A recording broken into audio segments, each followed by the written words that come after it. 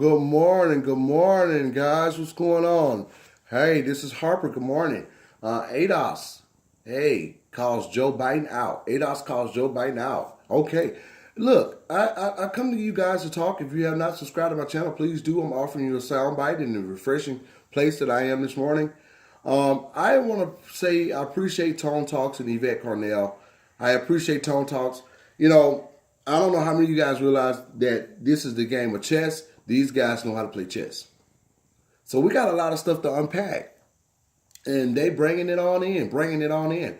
And I've been following and understanding. And I just want to say thank you, thought leaders, for what you're doing, how you're presenting something to us that matters and that we can become a part of and bring ourselves to, bring our passion to, and get on the table. That's concerning us, our reparations, ADOS people, American descendant of slavery.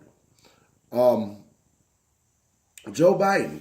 It's very dangerous that we now starting to see how dangerous it is that we were not doing politics, that we were not coming to the round table of discussion, they were not speaking up for ourselves in terms of the laws, how things have happened, in terms of who we are, how we have the history of how we were shaped in the system, and other groups have already done that. So we now see more and more as we unpack this stuff how dangerous it's being for us not to be in that space, for us not to come and have an agenda and to rectify.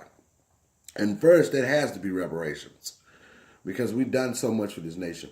Now, but we pull in Joe Biden apart. Joe Biden was Barack Obama's vice president. First, I'm going to start it off by saying, please don't cast your vote for Joe Biden. Just get him out the way. Let's get him out the way. His time is up. His time is due. His time is up. Anywhere he's dealing with politics, we're going to X him out. Especially him working for the Democrat Party. Okay? What the black people been loyal to and casting their vote to. No, you got to go, sir. You don't redline my people, sent them up the prison pipeline, doing everything in a dark alley, talking white supremacy talking points. Basically, trying to make your constituents comfortable with the terrible, aim to destroy my people. No rectifications to turn to my people healthiness. When you sending blacks off the prison pipeline for a conspiracy that was in their community, that was done by the CIA, drugs, and then they start using and going to jail and doing all this, and you just want to lock them up, you're not aiding them like you would do for the people who are suffering in terms of the opiate crisis. You don't want to aid them. You just want to basically rally for their punishments. Send them to jail. Send them with the prison pipeline.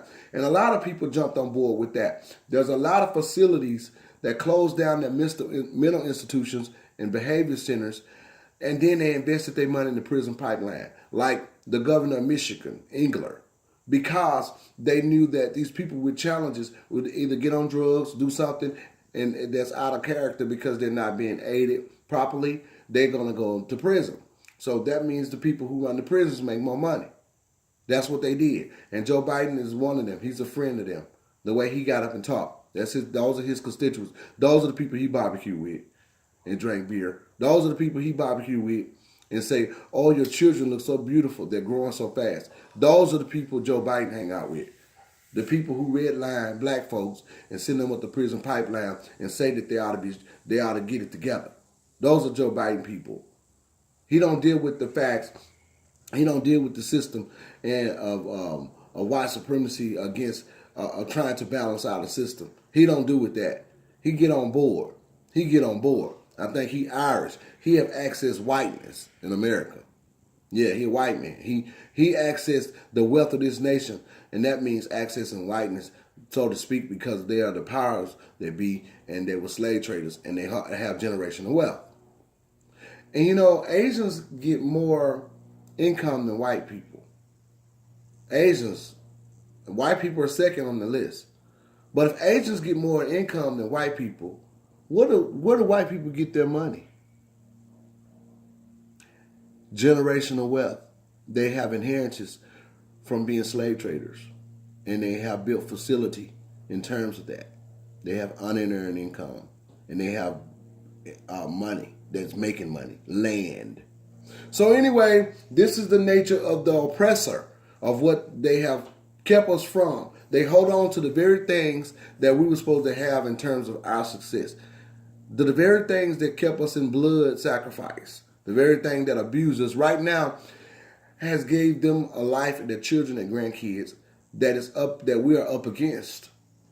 And we were open to all kind of conspiracy in the process of not receiving and being denied those valuable things that belong to us in terms of America, in the community, in the system that we built, in terms of this engine, in terms of this corporation. America is a business. And as slavery was the institution that brought it in, my people, picking cotton, going to tobacco fields, okay, working, all kinds of things. I mean, you can just go on and on. And now Joe Biden was up talking about the descendants, saying that they need to go to prison for this and that, not them being aided, not them being helped. These people, a lot of them need help. They need to get into facilities. We need to build more drug institutions, or we need to try to see if we can reform these people to get them back. Folks losing their parents, folks losing their moms. Let me see if we can get our people that's in this system some help. Now, we do have the prison for a reason. People going to prison, some people should be in prison. And there's whites and blacks. White people commit just as much crime, a lot of crime actually, but they're not there in the prison system because they're in power. And it's some of them there are some there. However, it always get pulled apart about a white person going to prison. It always get dealt with, like what is the cause? They want to know why he did it. Black person, they already figured out basically why you done what you done. You already statistics. You already say they're saying you a thug, or you done did drugs, or you just savaging. You don't want to work. You're lazy, and they already done put a label on you because they don't intend to help you. You're not to be aided, so you're not to be studied. There's science. You're not to be studied. They don't want to know why a black man sold drugs in the community. It's because he was trying to access the wealth of America, and it was put in his community as a project. They don't want to know that. Why would you kill your own people and sell them drugs? Because it was giving me money so fast, and I didn't have to go out and basically serve for the white man. But you are serving when you do anything in this country. That's why we need our reparations. Even you selling drugs was serving the white man. Even you selling drugs was serving the white man. Even you selling drugs, you were serving the white man in this system, because you were destroying your own people. You didn't realize it. Putting money in your pocket. You thought you was getting rich, but you were going up the prison pipeline. And they were still out there freely moving about in the boats, in the cartels, in the planes. While you was in the neighborhood going to prison pipeline, you and Pookie, Ray Ray, and Tone, and Tyrone. While our mamas and aunties and different people like that got strung out on drugs, and y'all around there laughing because they were fiending for that stuff and then selling it to them. This is what happened to our community. And Joe Biden stood up and said, put him in jail. Because he knew, and Joe Biden, politics are very smart. He understood, he knew that the conspiracy was inserted. He knew the drugs were inserted. But he didn't have a talking point that would try to aid at all. He was basically the epitome of racism. And racism is meaning that the person won the race now that they have declared a word called racism, and they're practicing it to keep themselves above in the race. So he was talking for his constituents. He had nothing to do with us, but we vote for Democrat, a lot of blacks, and put them in office. And this is what they do. And you have to also understand, Joe Biden was Barack Obama's vice president. Why did Mr. Obama pick Joe Biden? Mr. Obama knew damn well that Joe Biden's history and his concerns and his agenda, politician, he knew exactly what he was doing. And the reason is I can say that President Obama picked Joe Biden to be his vice president is because President Obama was not a descendant of slavery in this country. He was not a black man here. He was Nigerian and white. So he didn't have our same plight. Neither did his ancestors. The people that taught him and showed him how to play ball and took him on trips and everything, they didn't have our plight in terms of suffering. So why would he care? He looked like us, so he was able to finesse us. And that's what he did. He's a finesser. And he did marry Michelle, so I don't know what her aim is and how she exists in that space. I do know once people come to a certain level of access and wealth, they feel like they've accessed the system and the powers that be. Okay? With your white folks. That's the powers that be. And so they try to act like them and don't care about their own people. That's one key part of being white in America. Stop reckoning with black folks. Unfortunately, we've come to zero in that that's the key. It shouldn't be.